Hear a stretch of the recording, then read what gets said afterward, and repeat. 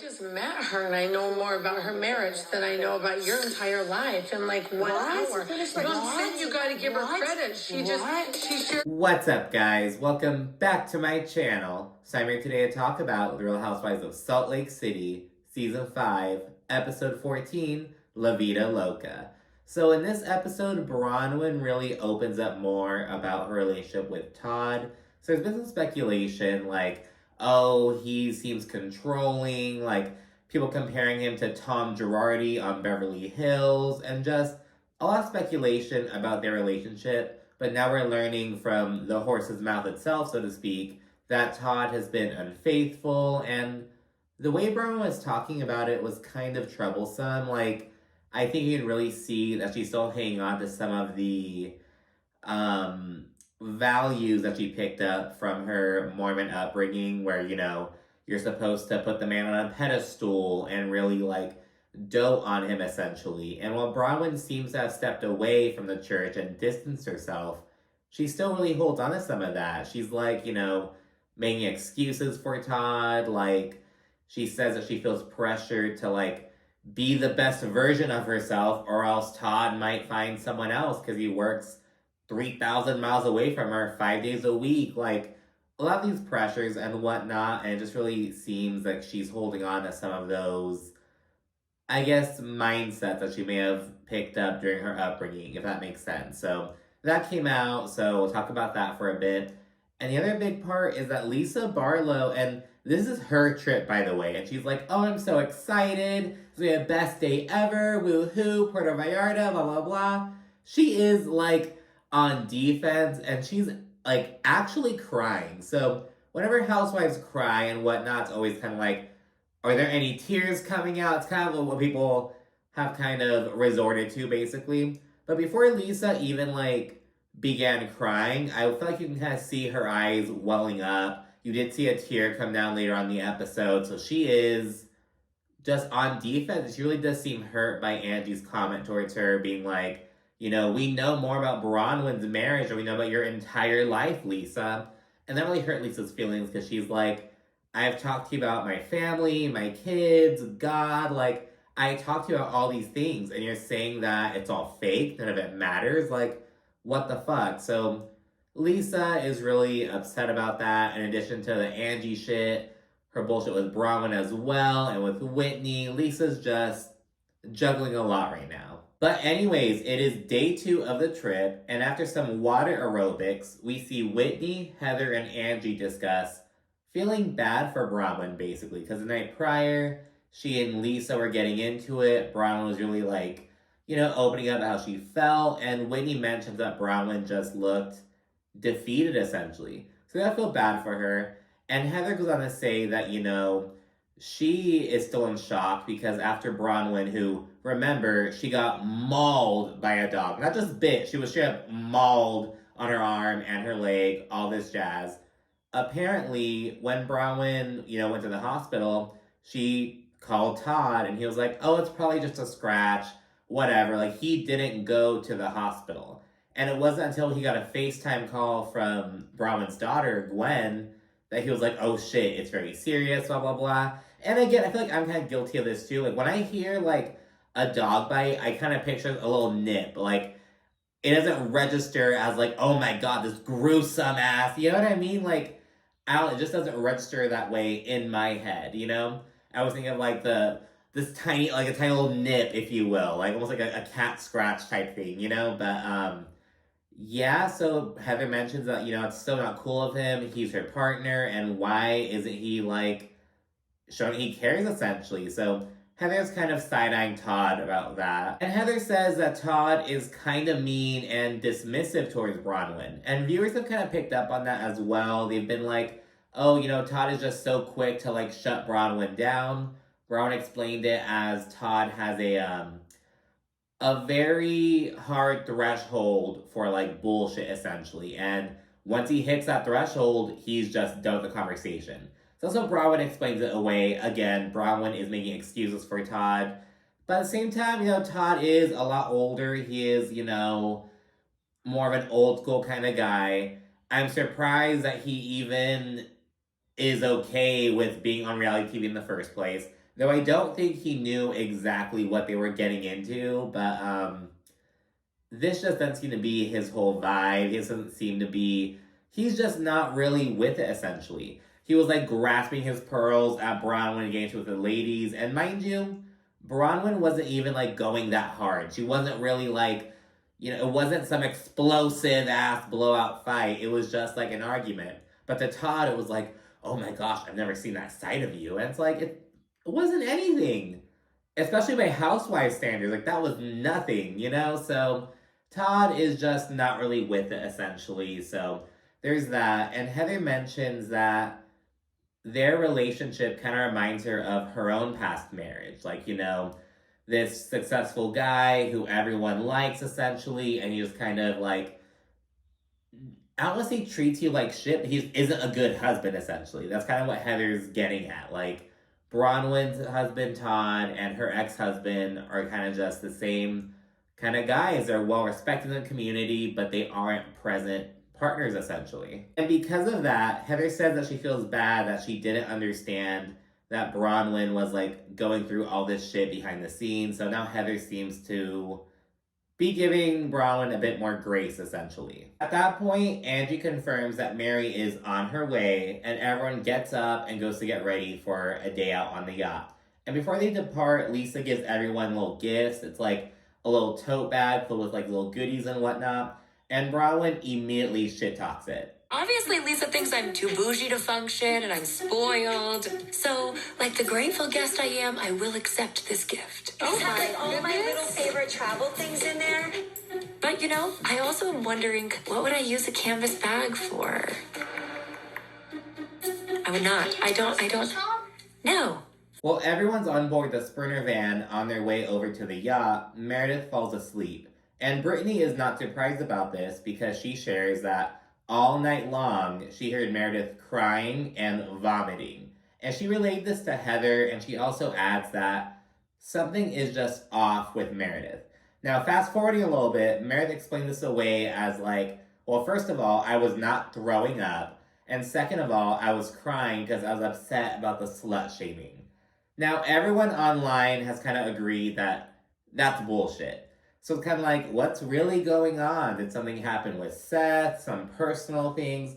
But people don't think that Meredith was crying over the slut-shaming shit. Like, that just doesn't seem to make sense, essentially. And as Whitney puts it, it's like, oh shit, Meredith, are you like the advocate for the sluts for America? Like, what the fuck is this? You know what I mean? Like, why are you so invested in that? So people don't believe Meredith's explanation, but nonetheless, that is her story, and she's running with it. Anyways, upon arriving, Meredith, who's wearing these sky-high ass heels, she's having some trouble walking because, like, the street curbs are really high and, like, it's just not ideal, essentially. But Angie goes over and lends a hand. Everyone's like, oh my gosh, women supporting women, oh my gosh. So that was kind of cute to see, like, they aren't on the best terms, but Angie saw that, hey, she needs some fucking help, you know what I mean? Like, I'm just gonna help her out. I know how that feels, so good on Angie. And on the yacht, Lisa is like super hype.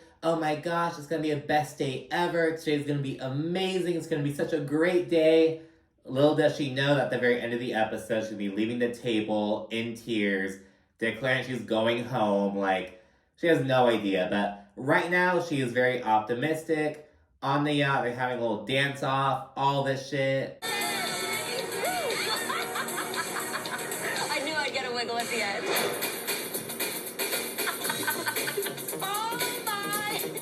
Oh my, guys, that's hilarious. Brittany, I love you, but no, don't do that ever again. And once everyone's all chilling and having drinks, Lisa mentions how it's the year of Henry and how she and John are really trying to be there for Henry right now. He's the only kid in the house at the moment. He and Jack are really close. He's a bit more introverted. He's starting middle school. Like, just a lot of things going on. So she's noting that, they're both trying to spend, like, one-on-one time with Henry. And they're really excited to, like, see him grow and, like, kind of evolve as a person, essentially. Like, he's, making more friends, having people over, going to the movies with people. Like, he's kind of trying to put himself out there, essentially. So Lisa's sharing this. She also mentions that Henry has, like, 15 colognes. He's like a little cologne connoisseur, if you will. All this shit. So he was talking about Henry. The ladies are being receptive and listening, like, oh my gosh, it's so sweet. Like, just having a good conversation about her son. And all the while, Brittany, who, by the way, is right next to Lisa, is sitting there just seething. Because the night prior, she tried sharing a story about her daughter and how they were talking for the first time in 6 months. They're making some good progress. She spent the night, all this jazz, and no one gave a fuck. And she noticed it, you know what I mean? She feels kind of down about it. And so to see Lisa now get all this support, talking about her son, it makes Brittany be like, what the fuck? Now, as I said in the last recap, I think Brittany has just misused her announcement privileges so far. You know, the tink, tink, tink. Jared and I broke up. Tink, tink, tink. Okay, we're like all this bullshit. And I feel like because of that, the group is kind of, they've learned to just tune Brittany out whenever she announces something to the whole group. That's basically what it is. I feel like if Brittany were to have made this announcement earlier this season, everyone would be more like receptive to it. But they have trained themselves to drown your ass out, basically. And it's not cool, you know what I mean? I feel like, you know, okay, this isn't about Jared, it's not about some dude, it's about her daughter, it's important, but they've just learned to just ignore you, essentially. So there's that. But again, Brittany is pretty rightfully upset about it. She's like, what the fuck? I didn't get any of the support. Like, what the heck, guys? And Bronwyn says, well, look, Brittany, the difference is that I know Henry. Henry's like a real person in my mind. And it's like, girl, like, yes, it is different if you actually know the kid, but it's like, it's still Brittany's child, you know, like you can't offer any, like, interest or, like, you know, empathy or anything, but, you know, whatever. And Brittany says that she just feels unsupported by the group. And Angie's like, dude, you're taking the story about Lisa's son and making it about yourself. And when Brittany tries to, like, drive her point home, everyone is just visibly disinterested. They're like, Brittany, like, come on now. Like, what the fuck is this? And Bronwyn's messy ass and asks Brittany, do you like the idea of telling us you have an announcement, or do you like the idea of reconciling with your daughter? Basically, like, are you really happy about, you know, making progress with your kid, or are you just happy to, like, share news with us, basically? And Brittany's like, what the fuck? And she calls Bronwyn a fucking bitch. And Bronwyn then sets her sights on Lisa, and she's upset with Lisa for not defending her and letting Brittany call her out of her name, essentially. And it's like, what? And Bronwyn explains it as, you know, if Lisa were called a bitch, she would be upset if I didn't defend her. And I mean, but that makes it okay for you to, I don't know. It's like Bronwyn just comes off as, like, so damn needy. And she explains why. She says that, you know, she feels like no one really gets to know her. Like, you know, she isn't really accepted by anyone, basically. And I don't know. She just needs to really work through that because she's coming off as just so damn needy. Lisa's like, what the fuck? I'm trying to be cool with everyone. I'll chime in if I want to, but, like, you're a big girl. You can handle yourself, basically. Like, I'm not going to come to your fucking defense. Like, what is this? And Bronwyn has what I'm calling a Brittany moment. She's like, I've taken so much shit from everyone here and no one's even tried to get to know me. Like, what about me? What about me? Like, it's one of those kind of things. And again, we've seen this with Brittany, and we're just seeing it in a more... Because Brittany is kind of, like, delusional, but Bronwyn is, like, so fucking serious about it. Like, I don't know. It's the same kind of message with a different delivery. I'm wording it as Bronwyn is pulling a Brittany. Like, no one's even tried to get to know me, blah, blah, blah. And it's like, well, girl, I mean, I feel like they've kind of tried. And I think maybe that's why she's, like, so ostentatious and just kind of, like, you know, hides behind her elaborate, you know, fashions and whatnot, and behind her money, so that she doesn't have to bear all, essentially. I don't really know, but I mean, I feel like people have tried to get to know Bronwyn, but maybe Bronwyn isn't letting them in. I don't know. Anyways, while Bronwyn is spiraling, she reveals some of the hardships she's had with Todd. She's like, you know, no one ever asked me how hard it is being with, like, an older, successful man, how it is being a step-parent. And mind you, she's not only a step parent, but her step kids are like the same age as her, you know? So it's like weird for her to navigate. And she also adds that she and Todd have dealt with infidelity in their marriage. More specifically, that Bronwyn has dealt infidelity by Todd. And shockingly, this was uncovered by Bronwyn's daughter. She saw Todd texting some lady from his iPad. She was like behind him, saw over his shoulder, some shit like that. So she's the one who told Bronwyn. And Bronwyn's explaining that, you know, Todd explained it away as being like, well, you know, I'm just never satisfied. And that has gotten me far in the business world. It's hard to turn that off. Like, just making excuses for himself. And Bronwyn does the same thing. She's like, it's not his fault. You like what you like. And as she's doing so, she gets really emotional. And it's like, again, she's like trained to like, you know, come to the man's defense, let him do whatever he wants essentially. But you can tell she doesn't like it. You know what I mean? And so she's obviously decided to like, you know, work with him and move past it. She knows that he, you know, promised to do better essentially, yada, yada, yada. But it still gets her because, again, he works away from Utah 5 days a week. He's always traveling. So in her mind, it's always like, if I'm not, you know, super present for Todd, if I'm not super, like, the best partner ever for him, things may not work out. Like, I have to work to keep him, essentially. It's kind of what she was saying. And it's just like, oh my gosh. And you know what? Like, that's the reality of being with most of these, like, upper echelon, powerful ass people. And the thing is, I was talking to my friend about it because, you know, it's so easy to be like, oh, I want someone to come take care of me, blah, blah, blah. And it's like, look at Lisa Hochstein from Miami. She didn't work. She was totally taken care of by Lenny. But he didn't respect her. And he didn't value her. He felt he could do whatever the fuck he wanted. And that's how it goes. And it's just like, oh my god. It's like they think they do whatever the fuck they want, basically. And it just sucks. I mean, looking back at history, like, you know, I think Jackie Kennedy said something similar. Like, you know, like, well, you know, he's rich and powerful. He's gonna do it. He's kind of gotta basically turn a blind eye. It's kind of how she worded it. And it's like, oh my god. But yeah, it's kind of what Bronwyn's situation is. And it's just so sad to see because she just doesn't seem happy with it. Lisa's right there and she's totally shocked by this information because she knows that she's known Bronwyn for like 10 years. Basically, as long as she's been with Todd. And Bronwyn's always talking about how great Todd is, blah, blah, blah, this and that. But it's like, you don't really know what she's truly going through. And Bronwyn explains that these feelings of not being good enough for Todd is also leading over to the group. Like, I feel like I'm not good enough for him, and I'm not good enough for you guys, and it's just, I am just not good enough. And at that point, Meredith and Lisa ask if Bronwyn being so guarded and closed off is preventing Todd from, like, being fully there, essentially. And Whitney thinks it's really cringy because she's like, why are they sticking up for Todd? Why are they advocating for him?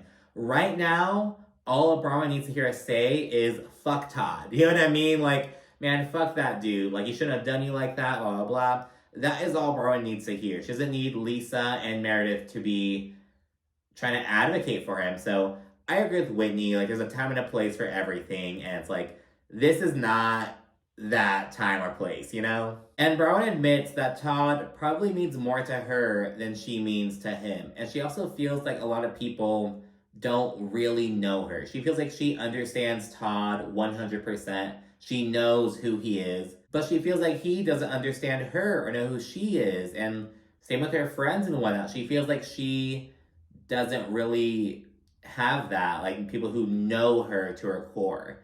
And the thing is, it's like, how much of that, not to like be all like, oh, what was she wearing type shit, but it's like, how much of that is because you aren't letting them in? Like, I mean, you know what I mean? Like, if it's going from your relationship to your friendships and whatnot, like, how much of that is you being guarded? And granted, I don't think now is the time to be asking that to her directly, but it's like, if this is a problem across the board, what can you do? You know what I mean? Like, I don't know. It feels like if this is something happening and you feel like people don't really know you, are you letting people know you? Are you giving them a chance to get to know you? Like, and understand, you know, maybe Todd not knowing her 100%, because there's a big old age gap, like that, dare I say, cultural kind of gap, because the generational gap, I probably be the best way to put it.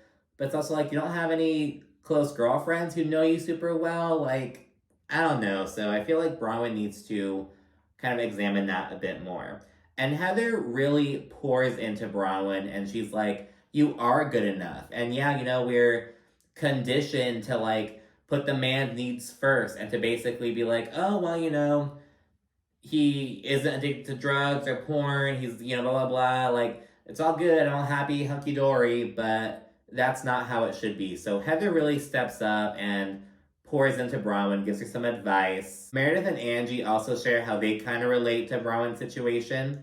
For Meredith, it's like, you know, I have had to really work on my marriage with Seth. We've had to overcome a lot of things, blah, blah, blah. We had to basically fight for our marriage, essentially.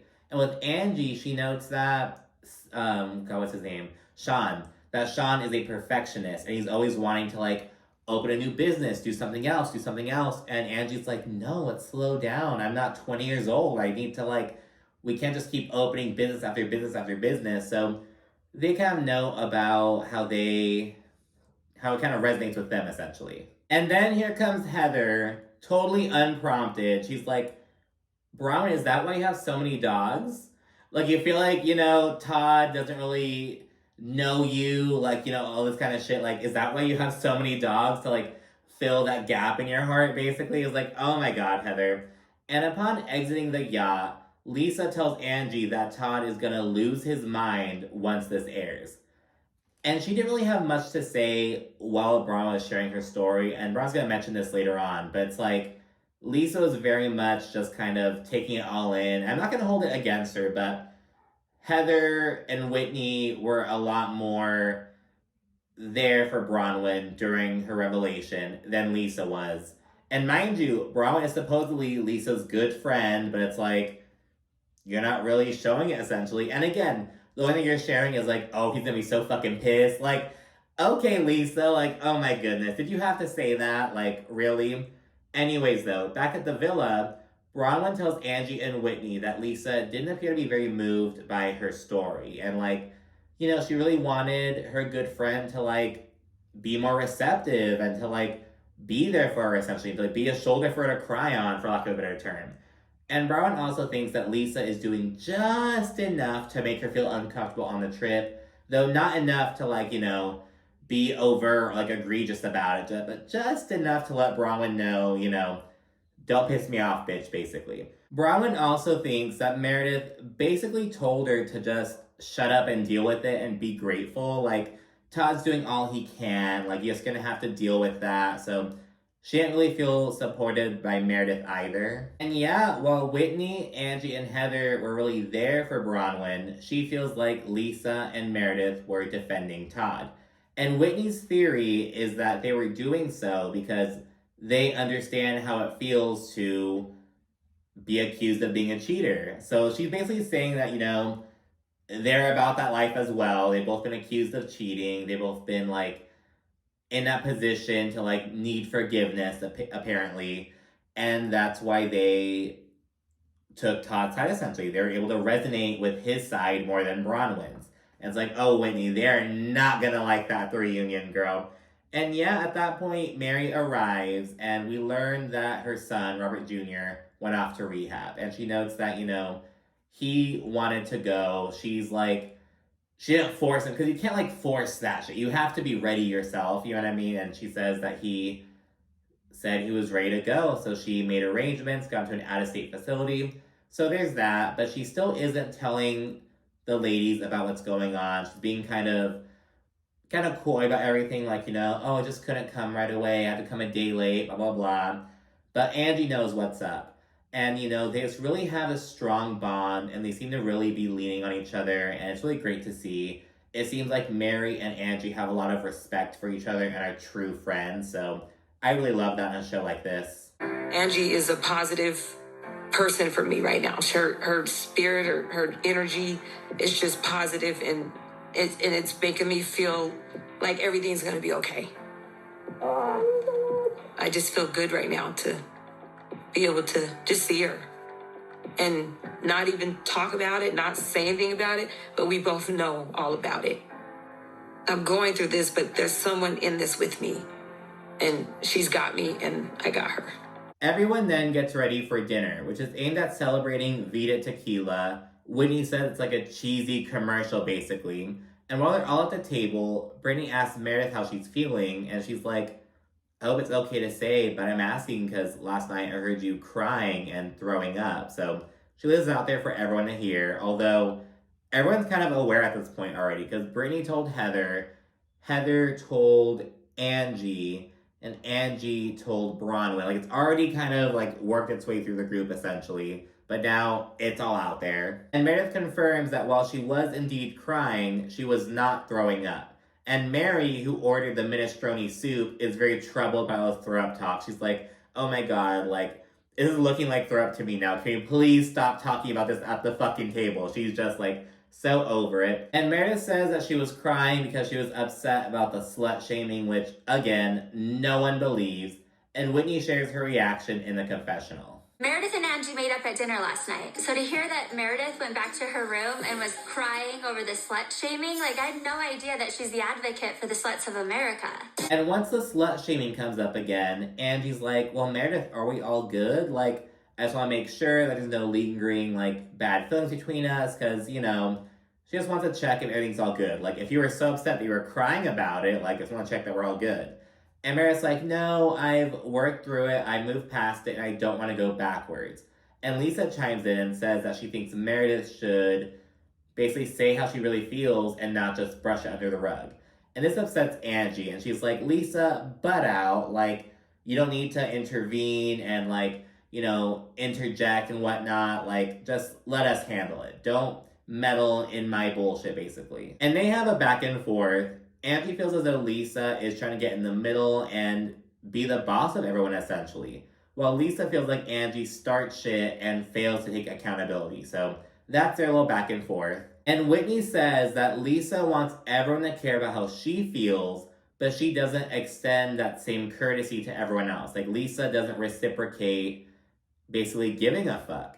And Lisa's like, oh, no one gives a shit about my feelings. Like, do not even go there. Everyone disregards how I feel, so it's this whole thing. And Whitney says that she cared about Lisa, but as soon as Whitney, like, stood up for herself and set a boundary, Lisa left her high and dry. But in turn, Lisa says that Whitney fucked up, and she's lucky that Lisa even looks at her anymore. So it's this whole ass thing. Lisa then calls Whitney a lying bitch, and when Bronwyn tries to interject and, like, you know, share her opinion, Lisa shuts her down. And Bronwyn's like, what the fuck? Like, you know, don't tell me what to do. You just got all upset about Angie telling you what to do, and now you're trying to do it to me? Like, what the fuck? So Lisa is up against Angie, Whitney, Bronwyn. She is just, like, not pleased right now, you know? And Lisa's sick of it. She's like, all this shit is coming my way, and I'm just so exhausted. I want to enjoy this trip. Like, what is going on? And Bronwyn then accuses Lisa of sticking up for Todd on the yacht. And Lisa doesn't really get a chance to respond to this, because Angie then swoops in, and she's like, you know, Bronwyn really opened up on the yacht. She really, like, you know, laid it all on the table. And I feel like I know more about Bronwyn's marriage from that than I know about your whole life, Lisa. And she didn't seem to be saying it in, like, an intentionally malicious way. It kind of seemed like, oh, I just want to give Bronwyn her props. She really opened up more than any of us have. But Lisa feels really singled out. She's like, what? Because again, she's like, I've talked to you about my family, my kids, my relationship with God. Like, I've talked to you about all kinds of shit. And you're saying that, you know, you don't know anything about me? Like, it's all fake? Like, what the fuck? And Lisa is really upset about this. And yeah, she basically feels like she's opened up a lot to Angie, and she's over here saying that none of it was real. And she gets really emotional, and she storms off from the table and declares that she's going the fuck home. And that's where the episode ends. Let me know what you think down in the comment section. Be sure to like and subscribe. And of course, stay tuned for more. Thank you for watching. Bye.